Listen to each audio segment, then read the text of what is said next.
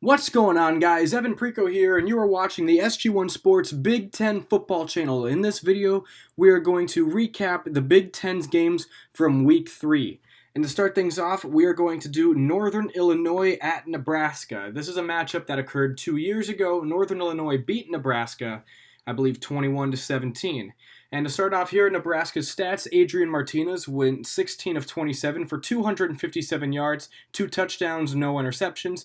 Dedrick Mills was their leading rusher. He had 11 carries for 116 yards, averaging 10.5 yards a carry and a long touchdown run. And Maurice Washington also had 4 carries for 63 yards, averaging 15.8 yards a carry and a long touchdown run himself.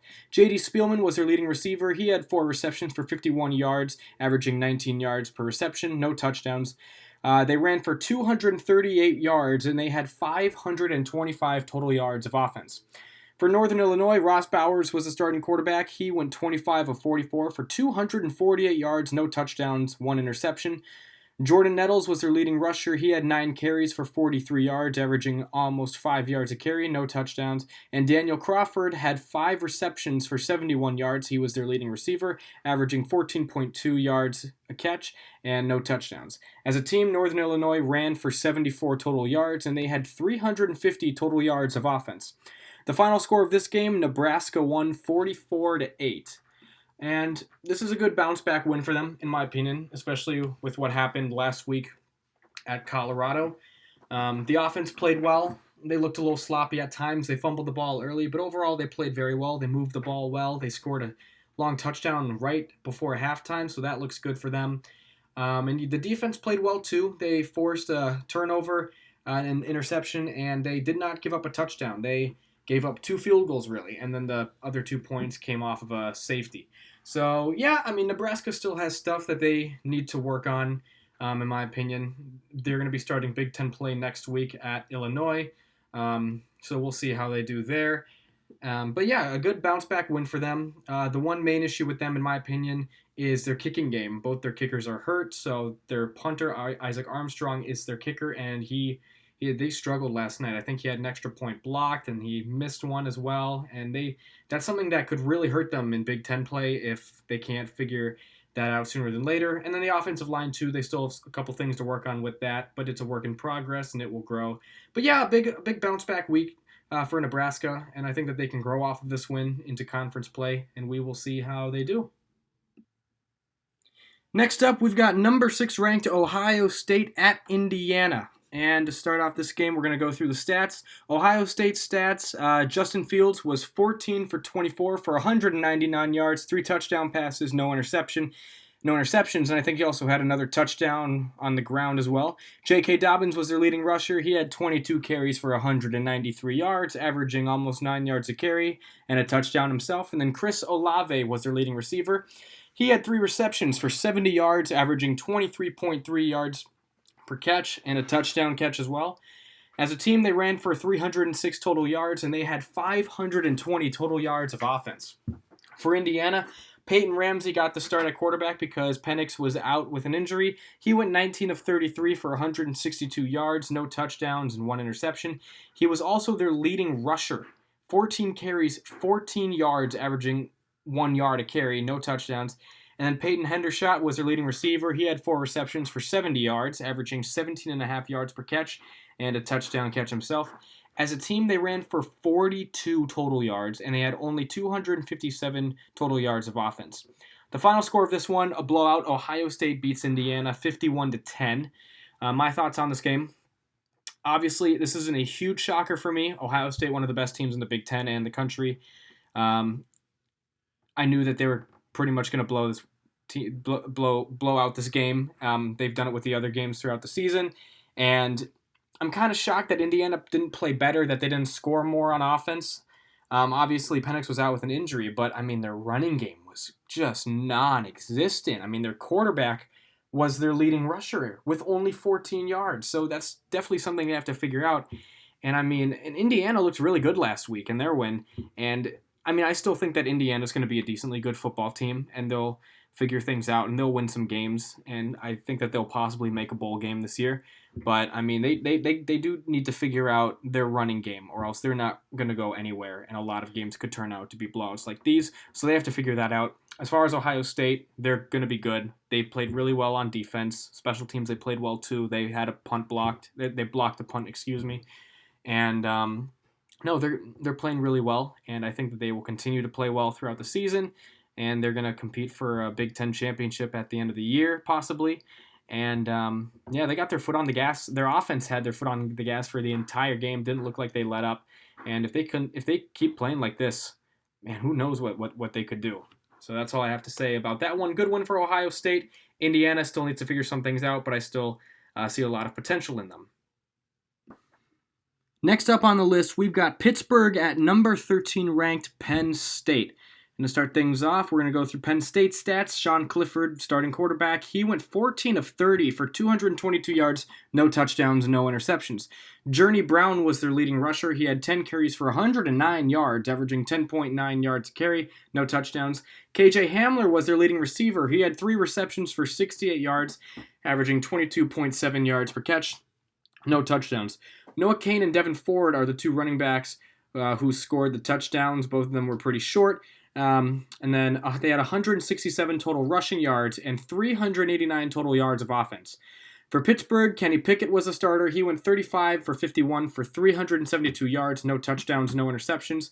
Shockey Jax Lewis had 1 carry for 9 yards, no touchdowns. He was their leading rusher. And Taysir Mack was their leading receiver. He had 12 receptions for 125 yards, averaging 10.5 yards per catch, no touchdowns. As a team, they had only 24 total rushing yards, but they did have 396 total yards of offense. The final score of this one, Penn State held on. They won 17-10. And my thoughts about this game, this is another game, in my opinion, where Penn State won, but they probably shouldn't have. I mean, last week they got out-yarded by Buffalo, and this week they got out-yarded by Pittsburgh. And they got lucky again at times because, Pittsburgh missed a chip shot field goal near the end of the game, which would have made it, a 4-point game versus a 7-point game, and then they threw a ball into the end zone on the last play of the game that got batted down for an incomplete pass. But Penn State, especially offensively, they need to figure some stuff out here because I remember last week they played very poor offensively, and they played very poor offensively throughout the day today. And Pittsburgh, in my opinion, is not really known for having a great defense historically over the past few years. So that's something that they definitely need to work on, in my opinion, is their offense. Defensively, they played well. They only gave up 10 points, obviously, and they played well enough to win. And, I mean, Penn State's offense, they did have some explosive plays at times. I mean, KJ Hamler had 1 big catch that he almost scored on, and they had another one like that earlier in the game, too. But, yeah, They do have some stuff to figure out, and they'll get it figured out because Penn State's a good team. James Franklin is a good coach, and he'll make sure that offensively they'll get better, especially with conference play coming up. If they want to beat teams like Ohio State, like Michigan State, they're going to want to play well offensively against those teams with good defenses. But other than that, yeah, good win for them. I guess a win is a win, and they can look at the mistakes that they made throughout the game and work on them throughout the week in practice, and they'll be ready for their next game. Next up, we've got number 21 Maryland at Temple. And Josh Jackson was the starting quarterback. He went 15 for 38 for 183 yards, 1 touchdown, and 1 interception. Anthony McFarland Jr. was their leading rusher. He had 26 carries for 132 yards, averaging just over 5 yards a carry and 1 touchdown run. Dante Demas Jr. was their leading receiver. He had 3 receptions for 42 yards, averaging 14 yards a catch, no touchdowns. And for Temple, Anthony Russo was the starter. He went 20 of 37 for 277 yards, 3 touchdown passes, 1 interception. Ramon Davis was their leading rusher. He had 15 carries for 92 yards, averaging just over 6 yards a carry, no touchdowns. And Jaden Blue had 5 receptions for 132 yards, averaging 26.4 yards per catch and a touchdown.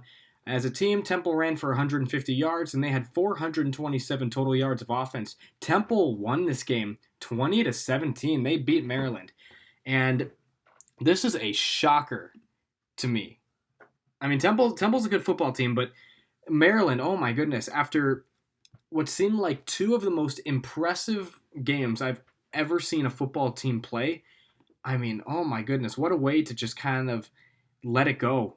To lose on the road to an unranked team that doesn't play in the Power Five. I mean, this team put up 63 points, excuse me, on Syracuse, and nothing to show offensively here. I mean, they had 17 points, but 4 points of those came from safety. So really, they only had 13 points. And when they did score, they would give it right back up. They would give the lead up right away, and they just did not play well, in my opinion. But I'm not going to lose hope on them. I still think Maryland's a good football team. They obviously have some stuff that they need to work on um, in the passing game and in the running game, but they they they they will figure it out. I mean, only 160 total rushing yards as a team is disappointing. Josh Jackson didn't even complete half of his passes, and yeah, they just didn't play well. Defensively, they played well. They only gave up 20 points, and I mean the two safeties. One came off a bad snap on a punt, and the other one was to just the last play of the game. The dude walked out at the back of the end zone to end the game. So I'm not going to credit Maryland's defense with those two safeties, but overall they did play well in my opinion. Offensively, had they showed up like they did the prior 2 weeks, they would have won that game easy.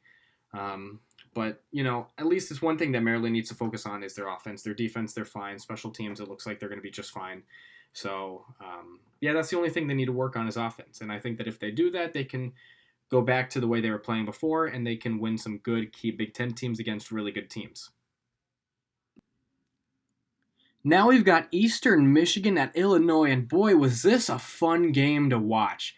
For Illinois stats, Brandon Peters was the quarterback. He went 22 of 37 for 297 yards, 2 touchdowns, 1 interception. Reggie Corbin was their leading rusher. He had 18 carries for 144 yards, averaging 8 yards a carry, 1 touchdown for him. And Josh Imortabebe had 4 receptions for 91 yards, averaging 22.8 yards per catch. He was their leading receiver, and he had a touchdown catch as well. Illinois only ran for 167 total yards, but they did have 464 total yards of offense.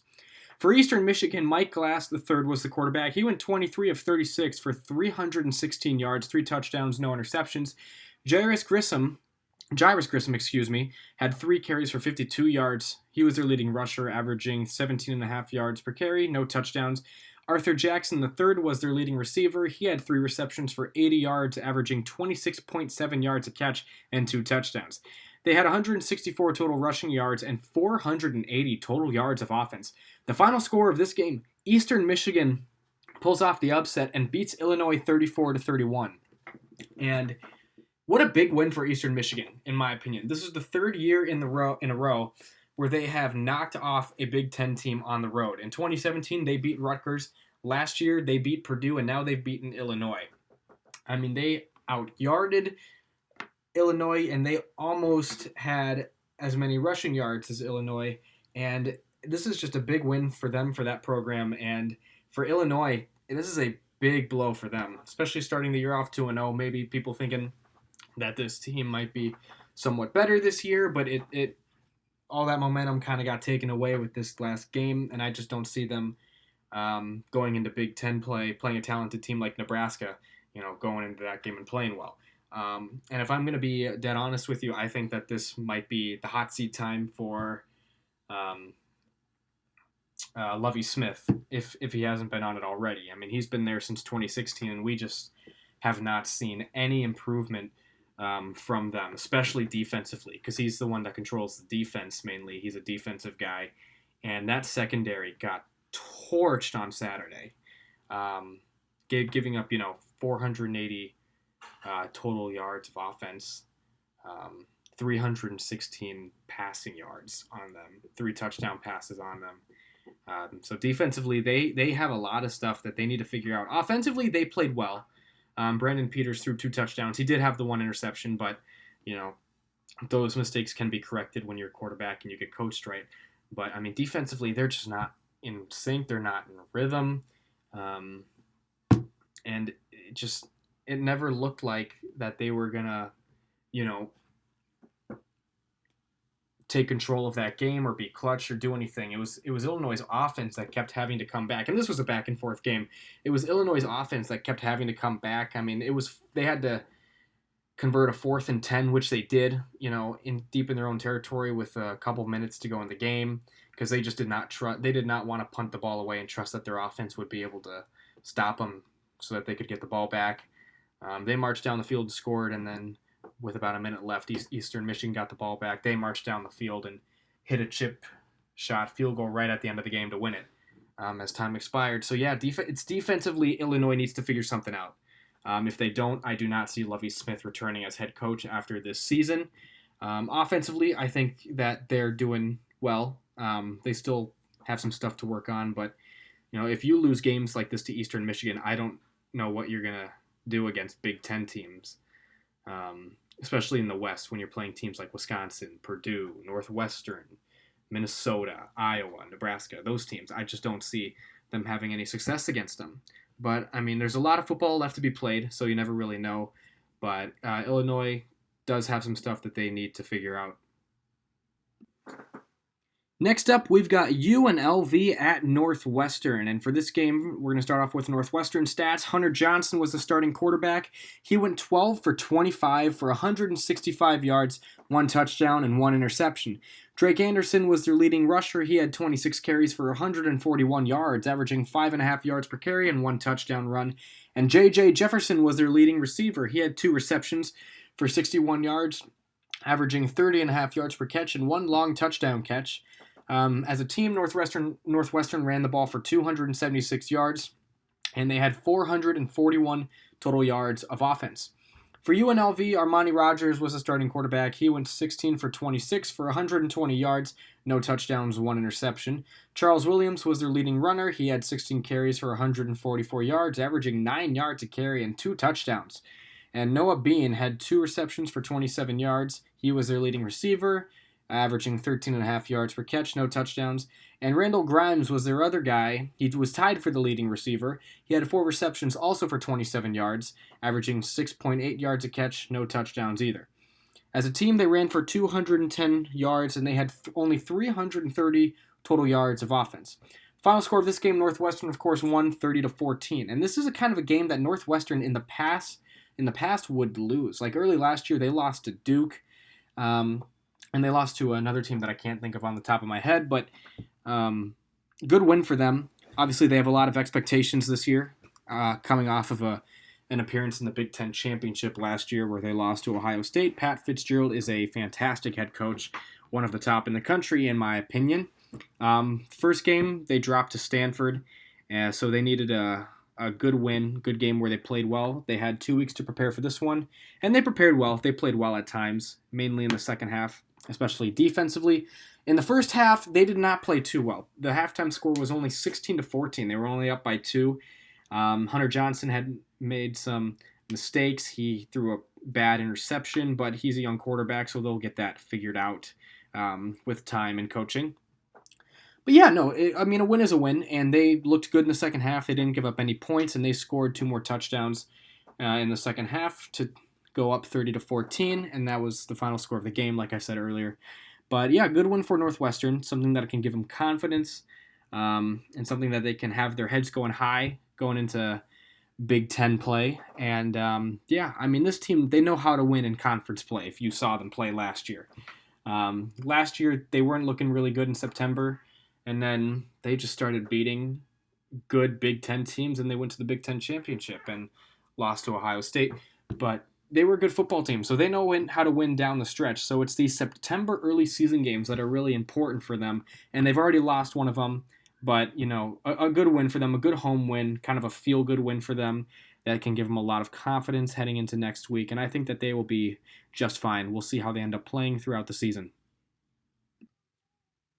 Next up, we've got Georgia Southern at Minnesota, and this was another really good game to watch. For Minnesota stats, Tanner Morgan went 19 for 31 for 289 yards, 3 touchdowns, and 1 interception. Rodney Smith was their leading rusher. He had 11 carries for 57 yards, averaging just over 5 yards a carry, no touchdowns. And Tyler Johnson went off, finally. He had 10 receptions for 140 yards, averaging 14 yards a catch, and 3 touchdown catches, including the game winner. They had only 93 total rushing yards, but they did have 382 total yards of offense. Georgia Southern, Justin Tomlin was the quarterback. He went 5 for 9 for 75 yards, no touchdowns, no interceptions. He also did run the ball quite a bit. He had 14 carries for 57 yards, averaging just over 4 yards a carry and a touchdown run, and he was actually their leading rusher as well. And Caleb Hood was their leading receiver. He only had 1 reception for 39 yards, and he did not score on that play. As a team, they had 123 total rushing yards, but they only had 198 total yards of offense. The final score of this game, Minnesota survives 35-32. And boy, was this a good game to watch. Oh my goodness. And Minnesota, oh man, this team is hard to read. They're winning their games. I'll give them that, but these are with that being said, these are games that they are supposed to be winning by a lot. And they won their first game by 7 points against South Dakota State. Last week against, Fresno State, they won by, I think, 3 points in overtime. And this week they win by 3 points, and they scored a touchdown with about 12 seconds left to go. I really thought at the beginning of the fourth quarter that they would pull away because they had an 8-point lead, and they had just forced a turnover. And I was thinking, okay, Minnesota will score again, and they're going to take a double-digit point lead, and they're finally going to have that marquee win, that good feeling type of win where they play well enough to win by multiple scores. And then they had the field goal block that got returned for a touchdown, and they gave the ball away, which gave Georgia Southern the lead on a defensive touchdown, and then they came back and won the game by scoring a touchdown with about 10 seconds to go. Minnesota, they're winning their games, but I am not that confident that they're going to be winning that many games come Big Ten play, just based on what I've seen so far here in the preseason. I mean, you talk about a team that had a lot of hype and a lot of momentum going into this season, and they've won their games. I'm not going to not show that, but they've almost lost all 3 of these games at the same time. They could have very easily lost all 3 of these games and be 0-3. So they do have a lot of stuff they need to work on, and most other Big Ten teams are so much better than these teams that they're playing. So unless they really, really focus on what their issues are and they really, really work and improve on it, I do not see them beating that many Big Ten teams. I don't see them winning conference games that much. So they do have a lot of stuff they need to work on, but at the same time, there is a lot of football to be played. I could be completely wrong with this. They could, march into Big Ten games and win, like they are now. They're not winning pretty, but they're winning, so they could do that in conference play. I just don't think that they can make as many mistakes as they're making against these teams and still win when they're playing Big Ten teams. So that's what I think. But then at the same time, you never know. I still think PJ Fleck's a good coach, and he'll work with these guys to improve as best as they can. But we'll see how they do. That's really all I have to say about that one. But, I mean, Minnesota is kind of a confusing team to me because they're winning their games, but at the same time, they're not the type of games where you should really be feeling that good afterward, where you should be really feeling like, oh, man, how did we get away with that when we made that many mistakes? But we'll see how they do in conference play, and there's a lot of football left to be played, so they could win a lot of games, and we'll see. Now we've got Arizona State at number 18 Michigan State, and if you are a fan of defensive games, and this was the game for you, looking at the stats, we're going to start with Michigan State's stats. Brian Lewerke was the quarterback. He went 24 for 38 for 291 yards, no touchdowns, but no interceptions. Elijah Collins was their leading rusher. He had 19 carries for 72 yards, averaging almost 4 yards a carry, and a touchdown run. Darrell Stewart Jr. was their leading receiver. He had 9 receptions for 121 yards, averaging 13.5 yards per catch, no touchdowns. They only had 113 total rushing yards, but they did have 404 total yards of offense. For Arizona State, Jaden Daniels was the starting quarterback. He went 15 for 26 for 140 yards, no touchdowns, and no interceptions. Eno Benjamin was their leading rusher. He had 11 carries for only 38 yards, averaging 3.5 yards a carry and 1 touchdown run. Brandon Ayuk had 5 receptions for 64 yards. He was their leading receiver, averaging almost 13 yards a catch, no touchdowns. As a team, they only ran for 76 yards, but they also only had 216 total yards of offense. And even though Michigan State almost doubled them in yardage, Arizona State won this game. Final score 10-7. And if you're Michigan State, this is a huge blow. I mean, you talk about, excuse me, let's go back to last year when they had a lot of preseason expectations. When they lost to Arizona State, that was kind of the beginning of the collapse for them in what ended up turning out to be a really disappointing season for them. They worked their way back into the rankings in the preseason, and they play well the first 2 weeks, especially last week when they scored 50-plus points against Western Michigan. And to have a performance like this and lose again to Arizona State, it's just not good. It does not look good for that team at all. And especially when you get swept on a home and home, that's never a good thing. And to only score 7 points. They didn't score any points until about 8 minutes to go in the fourth quarter. And I mean, we talk about this team and their offensive issues, and I thought maybe after last week's performance, maybe their offensive issues are gone. Maybe they're going to get better. I knew they still had stuff to work on, but I did not think that they would perform this poorly offensively against a defense like Arizona State. And Arizona State is not known for having a great defense for their football team. So this is a big disappointment for Michigan State, especially with the chances that they had. After they scored their touchdown to take the lead 7-3, they gave up a big play, and Arizona State ended up scoring to make it 10-7. And Michigan State went down the field. They moved the ball when they had to, which was something that they did not do a lot of that much. They had a couple big plays, but they did not move the ball that much very well, and they turned it over a couple times as well. But when they marched down the field, got into field goal range, they kicked a field goal, made it to tie the game 10-10 with a few seconds left. But they had 12 men lined up in formation, and that's just inexcusable in my opinion, especially when you have a coach as smart as Mark D'Antonio. You just cannot make those mental mistakes. You need to know if you're going to be on the field goal team or not in that situation. And, I mean, people say, oh, it was just a bad substitution. Okay, but that doesn't really excuse it. I mean, if you're coming into the game, you got to know who's coming out, and you got to make sure that person goes out as well. So, obviously, that cost them 3 points. That cost them sending the game into overtime, because then they retried it, and the kicker hooked the field goal wide to the left, and it wasn't even close, and Arizona State got the upset.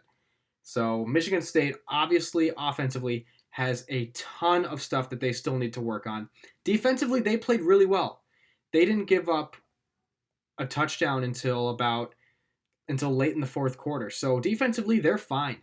I mean, but if this team offensively could figure things out and defensively they stay where they at, this could be such a dangerous football team in the Big Ten East. And because the offense isn't there, it's just not. They're not a dangerous football team right now. They're losing to Arizona State in back-to-back years, and they could be so much better if they were just even decent on offense. But they're not even playing decently. They're playing bad on offense, and until they get that figured out, I don't see them winning many football games.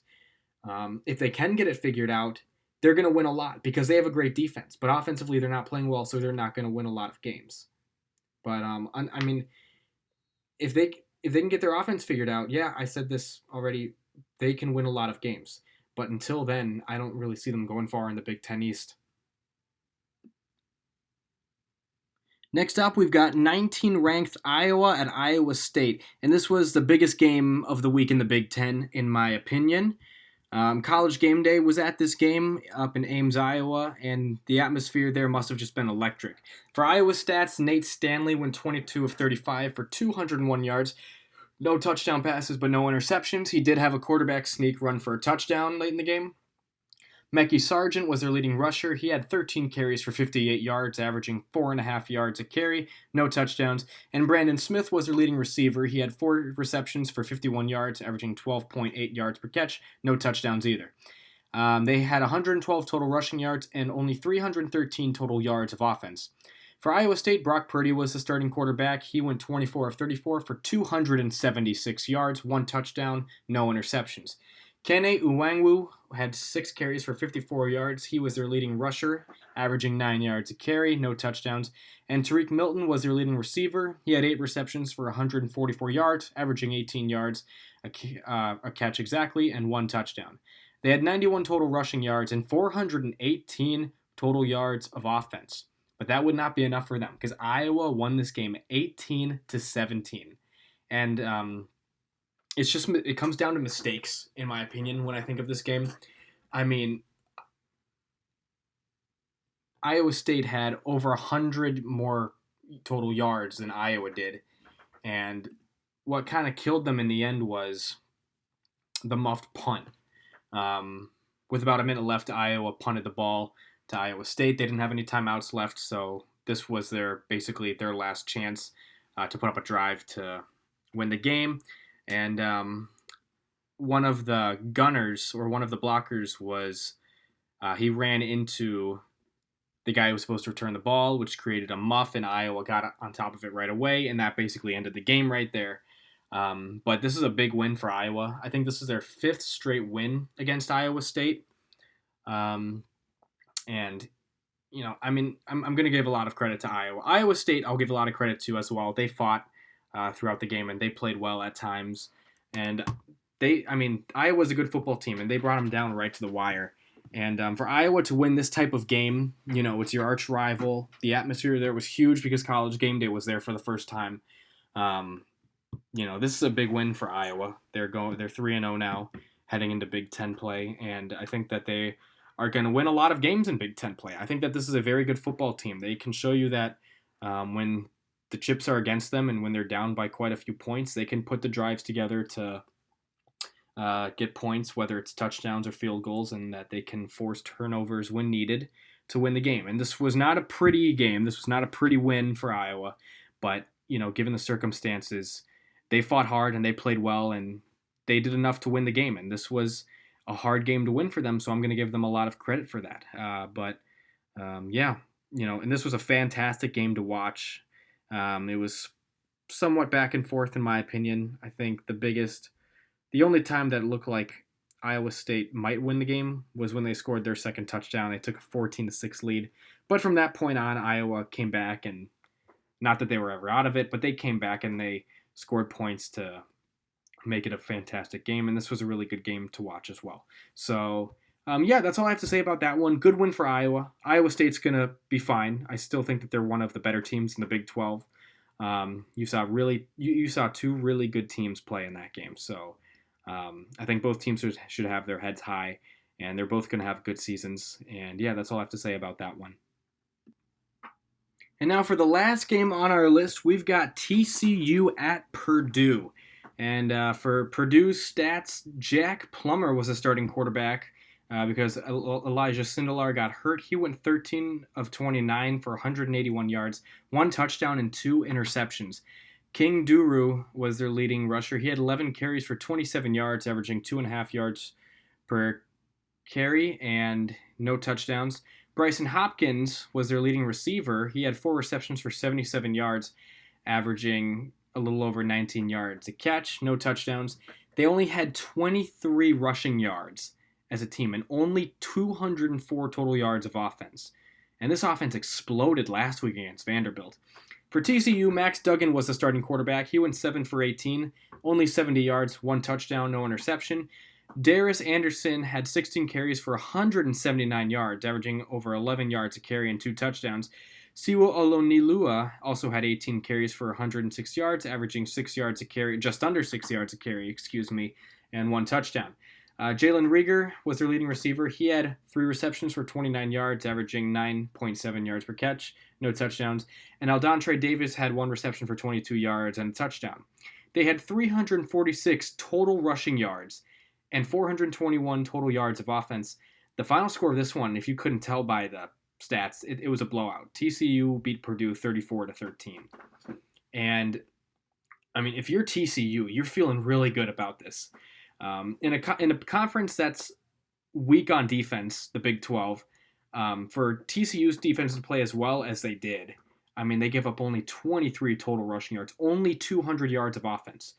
I mean, they covered Rondale Moore very well. He only had 3 receptions for 25 yards, didn't score. And the one touchdown they gave up was kind of a garbage touchdown with a couple minutes left. It was 34-6. Obviously, Purdue didn't have Elijah Sindelar for this game, but I mean, for just the running game to be as non-existent as it was, and for Rondale Moore to be as non-existent as he was after he went off last week against against Vanderbilt, it says a lot about TCU and the way they played. And TCU is a very good football team. Gary Patterson is obviously one of the top coaches in the country. What he's done at TCU is unbelievable. And this is a good football team. I think they just went into the rankings, so obviously they're a ranked team, so they're good. And if you're Purdue, I don't know how you feel about this one. Obviously, you're not happy with it, but it's like I'm just confused because this offense exploded against Vanderbilt. I mean, Rondale Moore had over 200 receiving yards. I think, if I remember, he might have had over 300. I don't remember totally how many receiving yards he had, but he had a lot. And for that offense to just be non-existent, I mean, only 200 total yards and 13 points is unbelievable. And I remember last week when I was praising this offense and I said, score this many points against an SEC defense is unbelievable. But to score this many points against a Big 12 defense is unbelievable in a negative way.